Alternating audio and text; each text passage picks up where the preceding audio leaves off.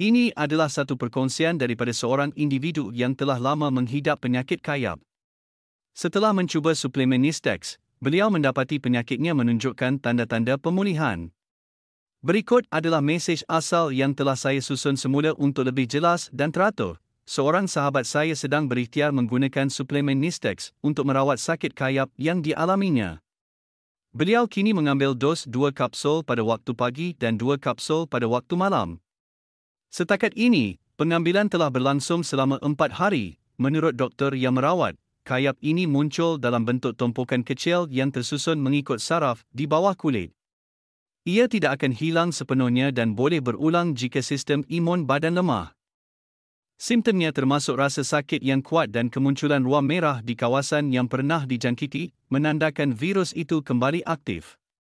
Doktor menggambarkannya seperti kulat hidup di atas saraf. Kami sendiri telah mengalami simptom yang sama seperti yang dijelaskan oleh doktor, jadi kami faham keadaannya.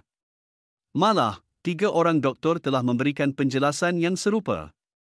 Salah seorang daripada mereka menyatakan bahawa penyakit ini boleh berlarutan seumur hidup dan hanya akan sembuh jika badan mampu melawannya sendiri.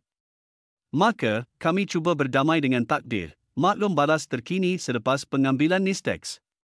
Saya sudah mula mengambil Nistex mengikut dos yang disarankan. Ada tindak balas, rasa sakit semakin kuat.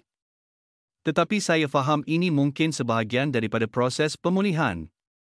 Kadang-kadang, tindak balas awal memang boleh menyebabkan simptom bertambah teruk sebelum menunjukkan kesan positif. Namun begitu, saya rasa badan sedikit ringan dan lebih bertenaga.